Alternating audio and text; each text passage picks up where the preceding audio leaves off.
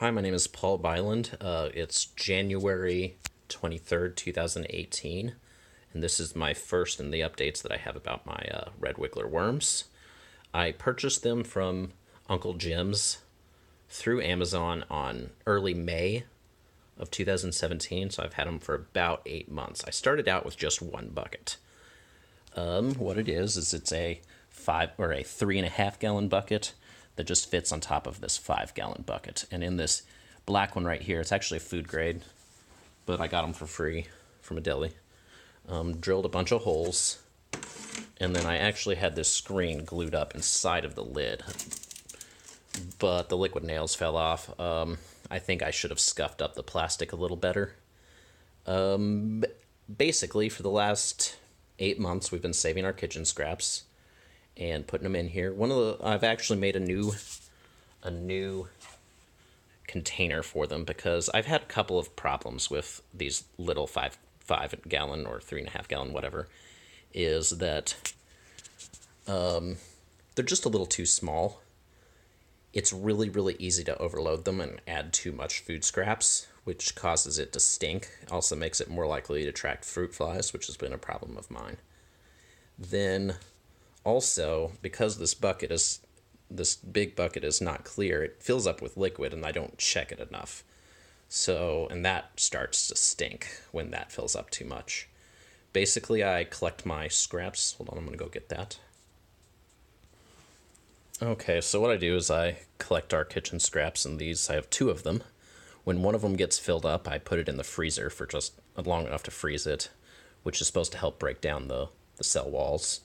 And then I usually just let it sit out and decompose without any oxygen. And that's supposed to let it ferment just a little bit, which makes it also easier to break down. Don't get me wrong, you do not want an oxygen-free environment for your worms because they will die. But for just breaking down beforehand, that's fine. I usually only put about half of each one in each one of these. Even that almost seems too much, so I dump it in and then I mix in quite a few, like several handfuls of these, our junk mail that we shred, which I'm thinking about phasing out the white paper just to not have as much bleached paper, kind of switch to other waste materials. So I started a second one just because one bucket was it was way too much food that we're putting out, and we're not even putting out that terribly much, but it was still just way too much. So I eventually decided to build a new one. But before that, one of my other big problems is I kind of keep them outside here in this outdoor stairwell that goes down to our basement. And while it stays about 10 degrees warmer than it does outside, maybe 15, it still has gotten too cold. And they get some fruit flies, so I've been keeping them in my bathtub. And then because there's been a ton of fruit flies, I've kept the little fan on to kind of keep it negative pressure and keep my bathroom doors closed. And fortunately, not very many fruit flies have gotten into the rest of the house. But there's still been some, which is a huge pain in the ass and is not a lot of fun. So that led me to make a new worm bin, which I will show you in a moment. Okay, this is the new worm bin. I got each of these two jugs at our local hardware store. One thing I do like is one is clear and one is blue.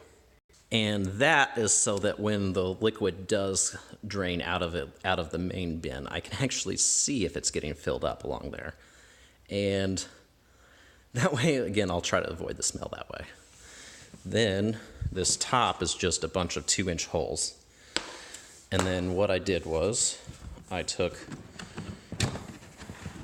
the inner one and I just put some 2-inch disposable things down in the bottom. Those are little pot pie disposable things that I came in. And then I put this one on top of it.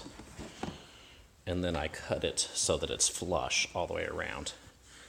Drilled a bunch of holes in the bottom so that the liquid could drain out into the other barrel. And earlier I talked about how fruit flies were my big problem. And the more I read was that you can't really completely get rid of them out of a worm bin. But one trick is to try to keep them in a worm bin and not let them be able to get out. So that's what I've done. Instead of using a screen, I've used an old t-shirt. So hopefully they won't be able to actually get out of this one.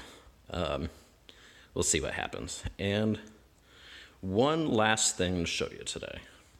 I got this brand new awesome tumbler. Had to put it together, which was kind of a pain in the ass.